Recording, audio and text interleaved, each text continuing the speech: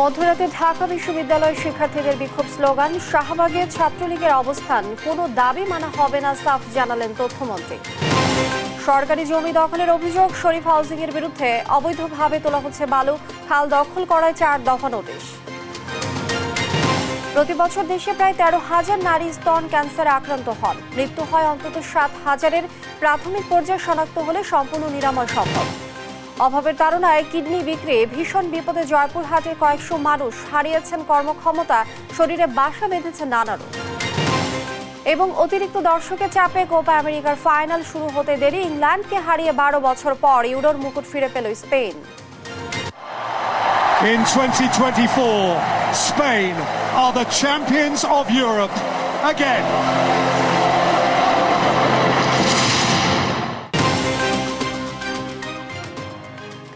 দেখছিলেন শিরোনাম সংবাদ সকালে, সঙ্গে আছি আমি লিনি আফরোজ।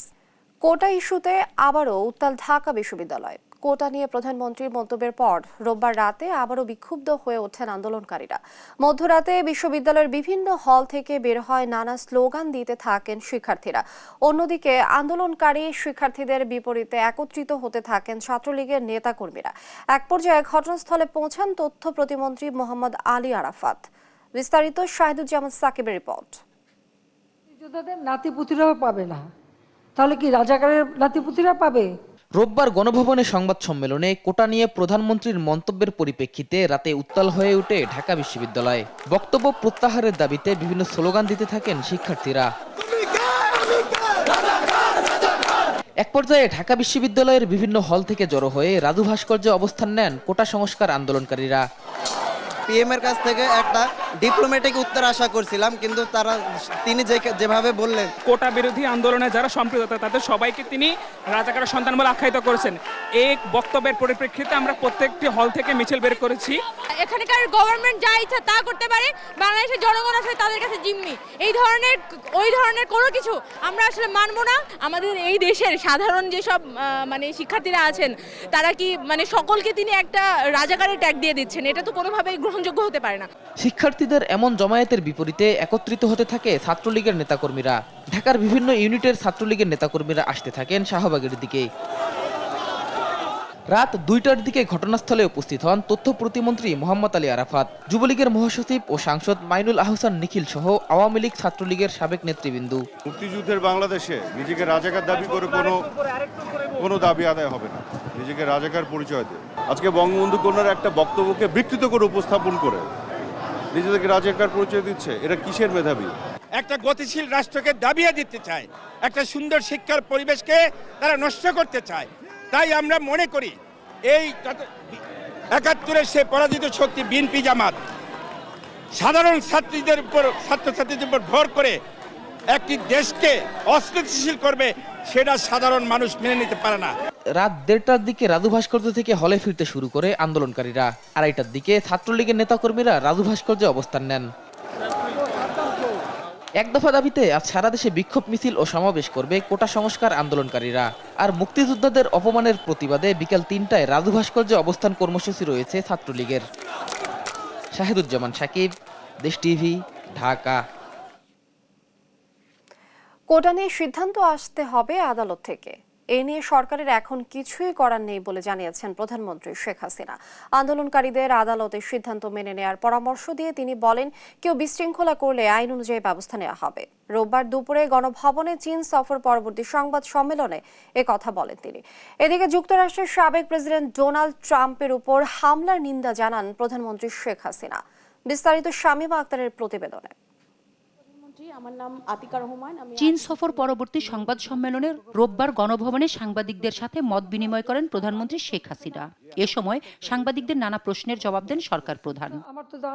কোটা বিরোধী আন্দোলনকারীদের আদালতের সিদ্ধান্ত মেনে নেয়ার পরামর্শ দিয়ে এক প্রশ্নের জবাবে শেখ হাসিনা বলেন, ধ্বংসাত্মক কর্মসূচি করলে আইন নিজের গতিতেই চলবে। যতক্ষণ পর্যন্ত আদালত থেকে সমাধান না আসবে ততক্ষণ আমাদের এখানে কোনো কিছু করার থাকে না। কিন্তু এর বাইরে যখন কিছু করবে, পুলিশের গায়ে হাত দেওয়া বা পুলিশের গাড়ি ভাঙা বা এভাবে আক্রমণ, এগুলি যদি করতে যায় তাহলে তখন তো আইন তার আপন গতিতে চলবে। মুক্তিযুদ্ধের বিরুদ্ধে এত ক্ষোভ কেন? মুক্তিযোদ্ধাদের নাতিপুতিরাও পাবে না, তাহলে কি রাজাকারের নাতিপুতিরা পাবে? সেটা আমার প্রশ্ন, দেশবাসীর কাছে প্রশ্ন। পরীক্ষার প্রশ্নপত্র কিংবা অনিয়ম বিএনপির শাসনামলে শুরু হয়েছে অভিযোগ করে শেখ হাসিনা বলেন, হাওয়া ভবন থেকে তালিকার মাধ্যমে পাশ করানো হতো। তবে এই নিয়ে সতর্ক অবস্থানে আছে সরকার।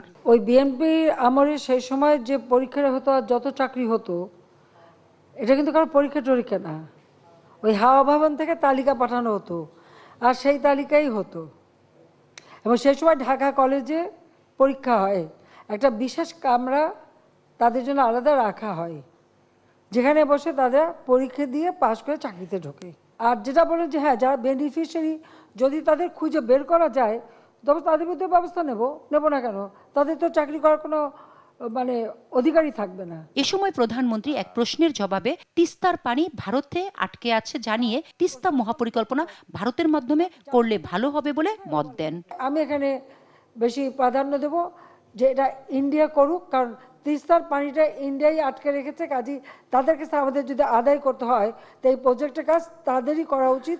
তারা প্রজেক্ট করে তখন এটা যা প্রয়োজন তারা দেবে। এটা তো একটা ডিপ্লোম্যাসি। প্রধানমন্ত্রী বলেন, দুর্নীতির বিরুদ্ধে সরকার কঠোর হয়েছে বলেই দুর্নীতিবাজরা ধরা পড়ছে। তা আমিও সেটা বিশ্বাস করি যে এর বেনিফিশিয়ারি যারা তাদেরকে ধরা উচিত। শামিমা আক্তার, দেশ টিভি, ঢাকা।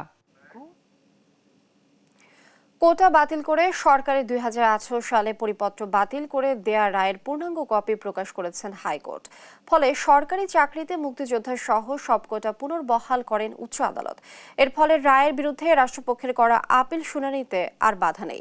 এদিকে হাইকোর্টের এই রায় আপিল বিভাগের দেয়া স্থিতাবস্থার আওতায় থাকবে। আর জানাচ্ছেন সাবরিনা মজুমদার। শিক্ষার্থীদের আন্দোলনের মধ্যেই কোটা নিয়ে সরকারি পরিপত্র বাতিল করে রায়ের পূর্ণাঙ্গ কপি প্রকাশ করেছেন হাইকোর্ট। রোববার বিচারপতি KM কামরুল কাদের ও বিচারপতি খিজির হায়াতের হাইকোর্ট বেঞ্চ 27 পৃষ্ঠার পূর্ণাঙ্গ রায় প্রকাশ করেন। 11 জুলাই আদালত থেকে কোটা পুনর্বহাল করে আংশিক রায় প্রকাশের পর আজ পূর্ণাঙ্গ রায় প্রকাশ করল দেশের সর্বোচ্চ আদালত। এখন যে অবস্থায় আছে সেই অবস্থায় তো থাকবে, কোটা প্রথা নাই, যে পরীক্ষাগুলি হচ্ছে আগের প্রথায় হবে।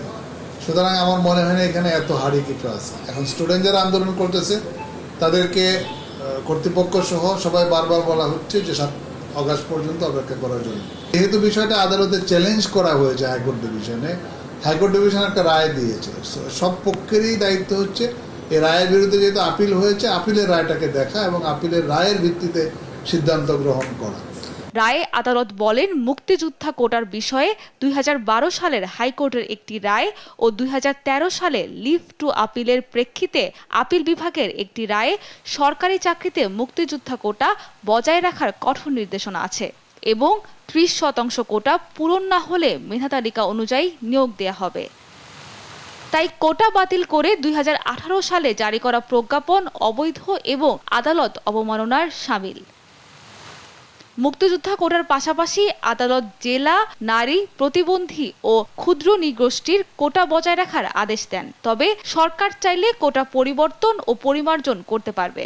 হাইকোর্টের এ রায় আপিল বিভাগ থেকে দেয়া স্থিতাবস্থার আওতায় থাকবে। সাবরিনা মজুমদার, দেশ টিভি, ঢাকা। এর আগে রাষ্ট্রপতি মোহাম্মদ শাহাবুদ্দিনের কাছে স্মারকলিপি দিয়েছে আন্দোলনরত শিক্ষার্থীরা। অবিলম্বে সংসদ অধিবেশন ডেকে আইন পাশ করার অনুরোধ জানান তারা। গণপদযাত্রা শেষে আন্দোলনের নেতারা জানান, পরিস্থিতি পর্যবেক্ষণ করে পরবর্তী কর্মসূচি ঘোষণা করা হবে। সহকর্মী মাজহুল ইসলাম ও হাসান মাহমুদকে সঙ্গে নিয়ে জান্নাতুল মোহনার প্রতিবেদন। আন্দোলনের 14তম দিনে গণপদযাত্রা এবং রাষ্ট্রপতি বরাবর স্মারকলিপি দিতে ঢাকা বিশ্ববিদ্যালয়ের কেন্দ্রীয় গ্রন্থাগারের সামনে জড়ো হয় শিক্ষার্থীরা। অন্যান্য প্রতিষ্ঠান থেকেও যোগ দেয় অনেকে। দীর্ঘ মিছিল নিয়ে বঙ্গভবনের উদ্দেশ্যে রওনা করে শিক্ষার্থীরা। অভিনব পদযাত্রা নিয়ে শাহবাগ, মৎস্য ভবন, হাইকোর্ট মোড় ঘুরে বঙ্গভবনের পথে অগ্রসর হয়। নিরাপত্তা নিশ্চিতে পথে পথে সতর্ক অবস্থায় আইন শৃঙ্খলা বাহিনী। 0 পয়েন্টে পদযাত্রা আটকে দেয় তারা। এ সময় সড়কে বসে পড়ে শিক্ষার্থীরা। এ সময় পুলিশের সঙ্গে বাকবিতণ্ডায় জড়ায় বিক্ষুব্ধ শিক্ষার্থীরা। পরে ব্যারিকেড ভেঙে বঙ্গভবনের দিকে এগিয়ে যায় তারা। শিক্ষার্থীদের 12 সদস্যের একটি প্রতিনিধি দল রাষ্ট্রপতির সামরিক সচিবের কাছে স্মারকলিপি জমা দিয়ে ফিরে আসে। আন্দোলনকারীদের আশা, কোটা সংস্কারে 24 ঘন্টার মধ্যে সংসদের জরুরি অধিবেশন ডেকে কার্যকরী ব্যবস্থা নেবেন রাষ্ট্রপতি। আজকে আমরা মহামান্য রাষ্ট্রপতির কাছে এসেছি, রাষ্ট্রের অভিভাবক হিসেবে আমরা চাচ্ছি সরকারের কাছ থেকে, যেহেতু আমরা আশ্বাস পাচ্ছি না, আমরা চাই তিনি হস্তক্ষেপ করে জাতীয় সংসদে আমাদের যে এক দফা দাবি, সেই এক দফা দাবির প্রেক্ষিতে আইন পাশ করতে ভূমিকা রাখবেন এবং প্রয়োজনে জরুরি অধিবেশন আহ্বান করবেন। আমরা এই ক্ষেত্রে আমাদের স্মারকলিপিতে আমরা মহামান্য রাষ্ট্রপতির কাছে 24 ঘন্টার জন্য একটি সুপারিশ করেছি যে আগামী 24 ঘন্টার মধ্যে আমরা চাই সংসদে অধিবেশন ডেকে সেটার আইন পাশের জন্য কার্যকর ব্যবস্থা নেওয়া হোক। কোটা নিয়ে স্থায়ী সমাধান না পেলে পরবর্তী কর্মসূচি ঘোষণার কথাও জানায় আন্দোলনরত শিক্ষার্থীরা। জান্নাতুল মোহনা, দেশ টিভি, ঢাকা। কেরানীগঞ্জে সরকারি জমি দখলের অভিযোগ শরীফ হাউজিং এর বিরুদ্ধে। শুধু তাই নয়, অভিযোগ রয়েছে অবৈধভাবে বালু উত্তোলনেরও। এদিকে খাল দখলের অভিযোগে 4 দফা নোটিশ পেলেও আমলে নেয়নি শরীফ মেলামাইনের প্রতিষ্ঠান শরীফ হাউজিং। শাহাদাত নিশাদের ধারাবাহিক প্রতিবেদনের আজ দেখুন শেষ পর্ব। ক্যামেরায় ছিলেন সজীব রহমান। এ যেন এক স্বর্গরাজ্য, তবে এত কিছুর নেপথ্যে রয়েছে ভয়ভীতি দেখিয়ে জোরপূর্বক জমি দখলের দীর্ঘ ইতিহাস। রাজধানীর কেরানীগঞ্জে এই সাম্রাজ্য গড়েছে শরীফ হাউজিং।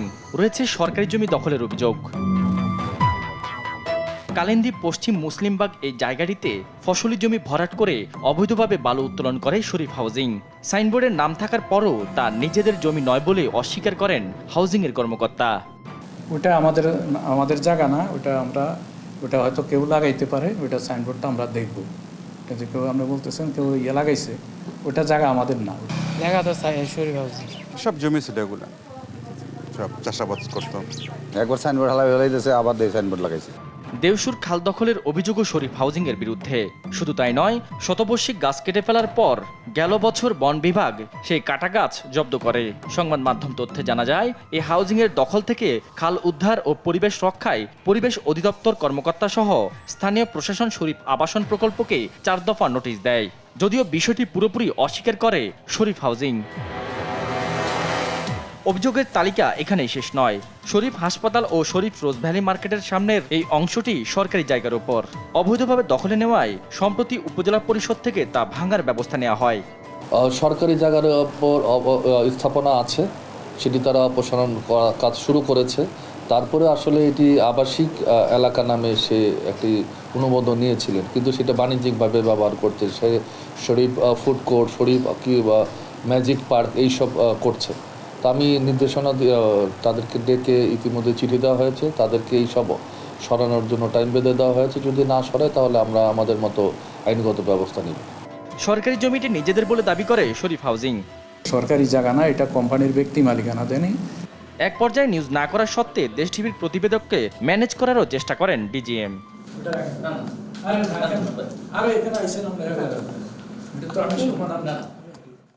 জোরপূর্বক জমি ক্রয়, অবৈধভাবে বালু উত্তোলন সহ সরকারি জমি দখল সহ নানা বিস্তর অভিযোগ শরীফ মেলামাইনের প্রতিষ্ঠান শরীফ হাউজিংয়ের বিরুদ্ধে। প্রশাসনের নীরবতায় তাদের এই রমরমা দখল বাণিজ্য চললেও সাধারণ ভুক্তভোগীদের দাবি অচিরে এমন অবস্থা থেকে মুক্তির। শাহাদাত নিশাদ, দেশ টিভি, কেরানীগঞ্জ।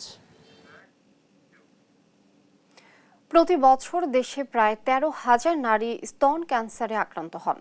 এর মধ্যে মারা যান অন্তত 7,000। এই ক্যান্সার প্রাথমিক পর্যায়ে শনাক্ত হলে সম্পূর্ণ নিরাময় সম্ভব।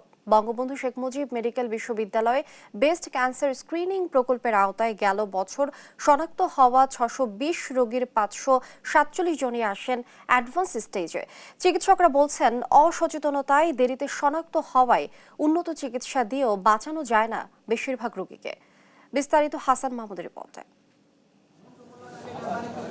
চাঁদপুরের ফাতেমা বেগম 2 বছর ধরে স্তনে চাকা হওয়া সহ একাধিক উপসর্গে ভুগছিলেন। শনিবার আসেন বঙ্গবন্ধু শেখ মুজিব মেডিকেল বিশ্ববিদ্যালয়ের ক্যান্সার স্ক্রিনিং প্রোগ্রামের আওতায়। নানা পরীক্ষা নিরীক্ষা শেষে স্তনের টিউমার শনাক্ত করেন চিকিৎসকরা। তবে ক্যান্সার জীবাণু না থাকায় কিছুটা স্বস্তি হলেও থাকতে হবে চিকিৎসকদের তত্ত্বাবধানে। মাঝে মধ্যে গায়ে মারতো, ব্যথা করতো, বা পিরিয়ডের আগে জ্বর আসা পড়তো এই জন্য। স্তনে চাকা হওয়া, চামড়া কুঁচকে যাওয়া, আকারে পরিবর্তন, দীর্ঘ সময় ব্যথা সহ 8টি উপসর্গ দেখা দিলে দ্রুত চিকিৎসকের কাছে যাওয়ার পরামর্শ দিয়েছেন বিশেষজ্ঞরা। বঙ্গবন্ধু শেখ মুজিব মেডিকেল বিশ্ববিদ্যালয়ে গেল বছর স্ক্রিনিং প্রোগ্রামের আওতায় আসে 1600-র বেশি নারী। শনাক্ত 620 জনের মধ্যে 544 জনই আসেন অ্যাডভান্স স্টেজে। বছরে প্রায় 13,000 নারী আক্রান্ত হন স্তন ক্যান্সারে, যার মধ্যে মৃত্যু হয় 7,000-এর বেশি। স্তন ক্যান্সার নিরাময়যোগ্য হলেও দেরিতে শনাক্ত হওয়ায় বেড়ে যায় মৃত্যুর হার। স্তনে একটা চাকা নিয়ে আসে, কেউ আসে যে উপরে চামড়ার যে চেঞ্জ নিয়ে আসে, অনেক সময় আছে নিপল যেটা ওটা রিট্রাক্টেড মানে ভিতর দিকে ঢুকে যায়, কারো কারো ক্ষেত্রে ডিসচার্জ মানে লাল রঙের কোনো মানে পদার্থ বেরোয় আসে, এরকম আসে। কোনো কোনো ক্ষেত্রে বগলের চাকা নিয়ে আসে। খাদ্যাভ্যাসে পরিবর্তন, দেরিতে সন্তান জন্মদান, সন্তানকে বুকের দুধ পানে অনীহা সহ নানা কারণে দেশে স্তন ক্যান্সারের হার বাড়ছে বলে জানান বিশেষজ্ঞরা। আগে আমাদের বাল্যবিবাহ বেশি ছিল, অথবা বাচ্চা নেওয়ার প্রবণতাটা ছিল আগে। বিয়ে আমাদের সময়টা এখন যেমন যথেষ্ট দেরি করে, বিশেষ করে মধ্যবিত্ত শিক্ষিত মহিলারা যারা আছে তারা একটু দেরি করে বিয়ে করে।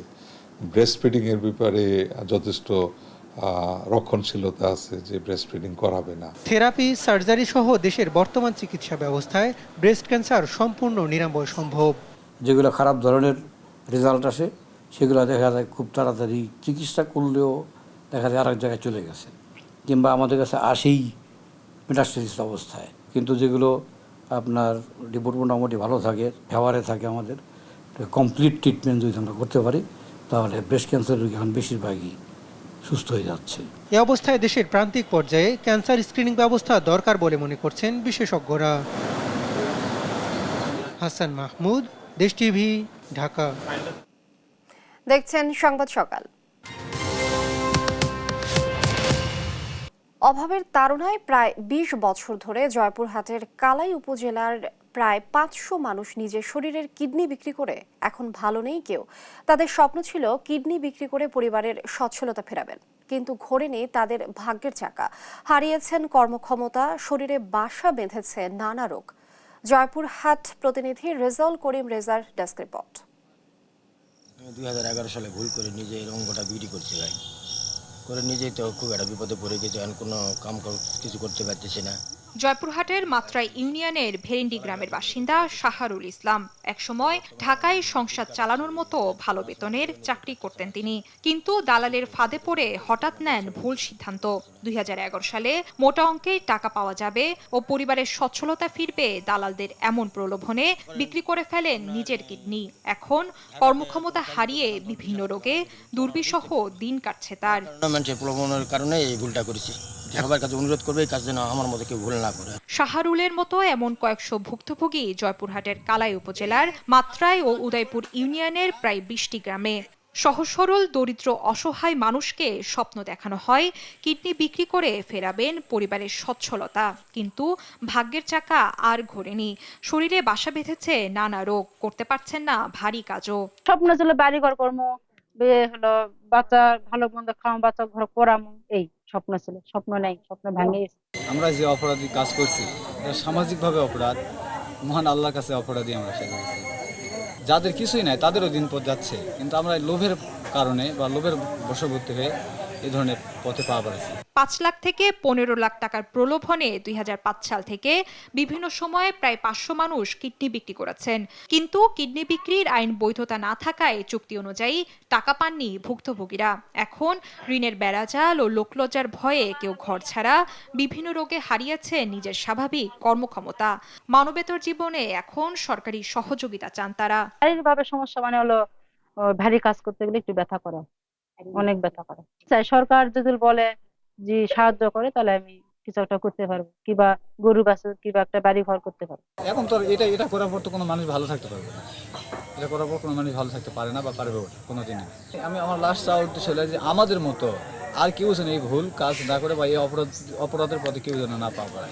আইন শৃঙ্খলা বাহিনীর ব্যাপক তৎপরতা ও মানুষকে নানাভাবে সচেতনতার কারণে বর্তমানে কিডনি বিক্রি বন্ধ আছে জানিয়ে ভুক্তভোগীদের সহযোগিতার আশ্বাস দেন এই জনপ্রতিনিধি। কালাই উপজেলা পরিষদের চেয়ারম্যান হিসেবে আমার পক্ষ থেকে বা উপজেলা পরিষদের পক্ষ থেকে যতখানি সুযোগ সুবিধা দেওয়া সম্ভব আমি সেই সুযোগ সুবিধাগুলো এই ক্ষতিগ্রস্ত মানুষকে সবসময় দিয়ে আসছি এবং ভবিষ্যতে আরো দেওয়ার চেষ্টা করবো ইনশাল্লাহ। গেল কয়েক বছরে যারা দালালের খপ্পরে পড়ে কিডনি বিক্রি করে শারীরিক জটিলতায় ভোগা ব্যক্তিদের সর্বোচ্চ স্বাস্থ্যসেবা দেওয়ার আশ্বাস দেন জেলা সিভিল সার্জন। তারা যদি এখন কোন রকম শারীরিক প্রতিবন্ধকতার শিকার হন অথবা অসুস্থ হন, তাদের জন্য আমাদের স্বাস্থ্য সেবা বিভাগ খোলা আছে। আমাদের স্বাস্থ্য বিভাগ তাদের সেবায় যথাযথ চেষ্টা করবে। একসময় কিডনির হাট হিসেবে পরিচিত এই উপজেলায় আইন শৃঙ্খলা বাহিনীর ব্যাপক অভিযানে দালালরা গা ঢাকা দিয়েছে বলে জানান স্থানীয়রা।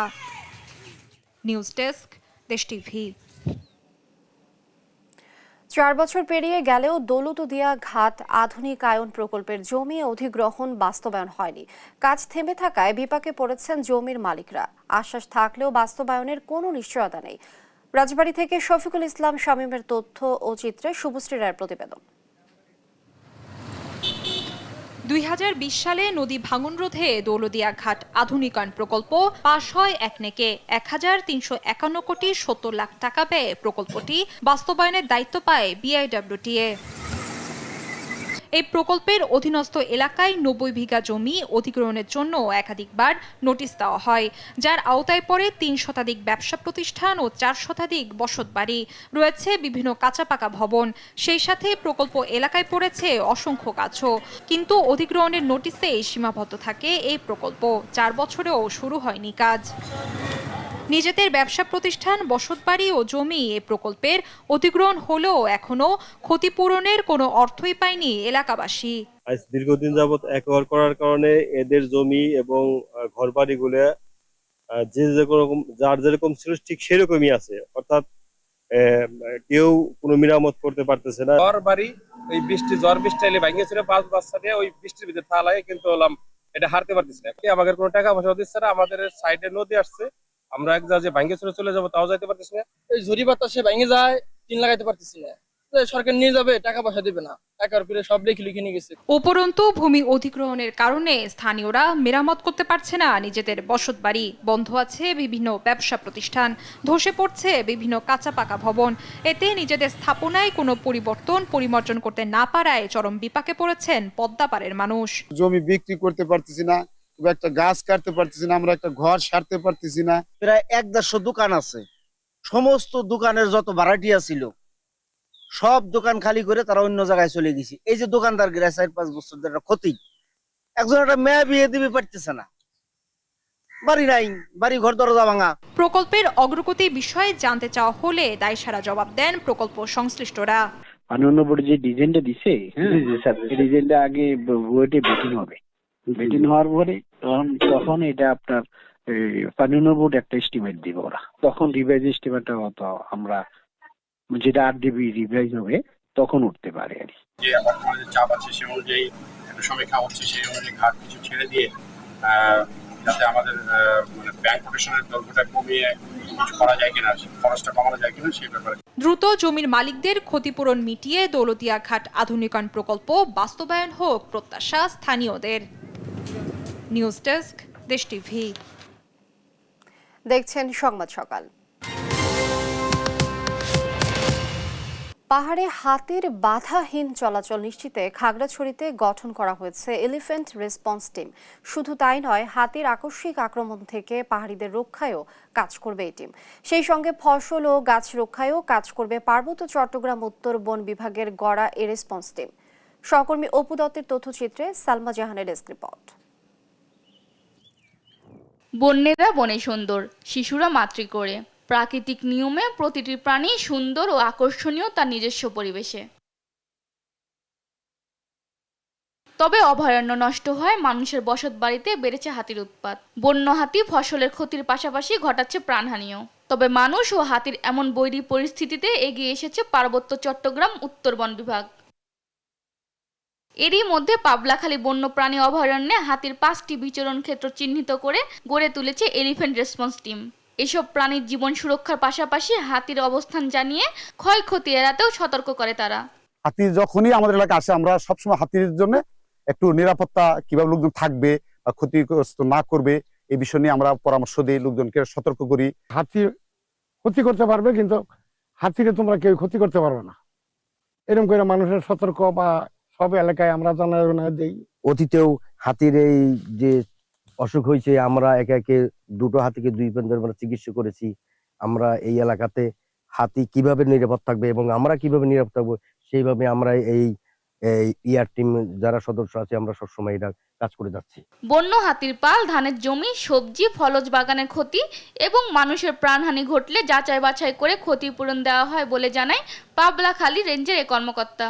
প্রজেক্টটিকে যদি আমরা 5 বছর চালিয়ে নিতে পারি, আমার মনে হয় যে এই বনের ইয়েও বাড়বে, মানও বাড়বে এবং মানে ভেজিটেশন পুনরুদ্ধার হবে। এদিকে বন বিভাগ বলছে হাতিকে বনাঞ্চলে ফেরানো সহ স্থায়ী সমাধানের লক্ষ্যে কাঁচালং বন প্রকল্প প্রক্রিয়াধীন আছে।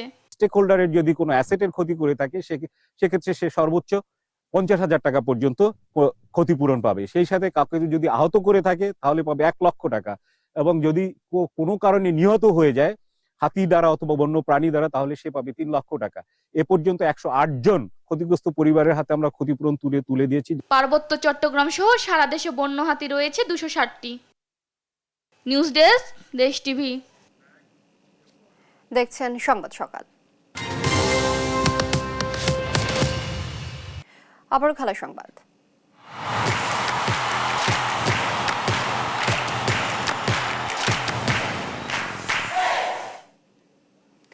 উইম্বলডন টেনিসে পুরুষ এককে শিরোপা জিতেছেন স্পেনের কার্লোস আলকারাজ। ফাইনালে সার্বিয়ান তারকা নোভাক জোকোভিচকে সরাসরি সেটে হারিয়ে চতুর্থ গ্র্যান্ড স্ল্যাম শিরোপা জিতেন এই স্প্যানিয়ার্ড। আল মাহমুদ ফাহিমের রিপোর্ট।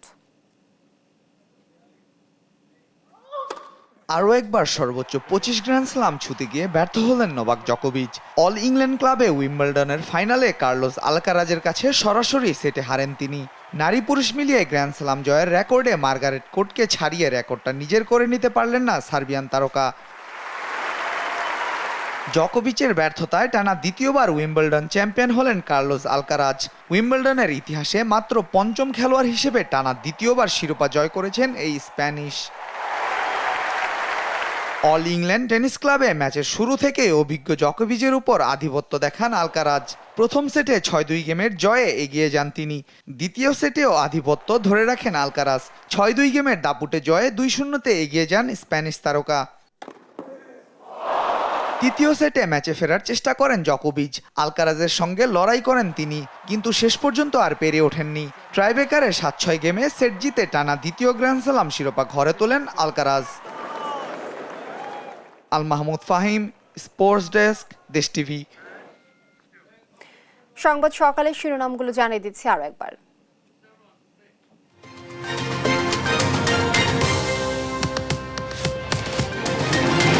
মধ্যরাতে ঢাকা বিশ্ববিদ্যালয়ের শিক্ষার্থীদের বিক্ষোভ স্লোগান। শাহবাগে ছাত্রলীগের অবস্থান, কোনো দাবি মানা হবে না, সাফ জানালেন তথ্যমন্ত্রী।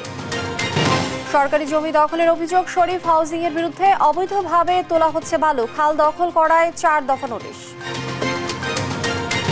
প্রতি বছর দেশে প্রায় 13,000 নারী স্তন ক্যান্সারে আক্রান্ত হন। মৃত্যু হয় অন্তত 7,000-এর। প্রাথমিক পর্যায়ে শনাক্ত হলে সম্পূর্ণ নিরাময় সম্ভব। অভাবের তাড়নায় কিডনি বিক্রি, ভীষণ বিপদে জয়পুরহাটের কয়েকশো মানুষ। হারিয়েছেন কর্মক্ষমতা, শরীরে বাসা বেঁধেছে নানা রোগ। এবং অতিরিক্ত দর্শকের চাপে 1 ঘন্টা পর কোপা আমেরিকার ফাইনাল শুরু। ইংল্যান্ডকে হারিয়ে 12 বছর পর ইউরোর মুকুট ফিরে পেল Spain. In 2024, Spain are the champions of Europe again.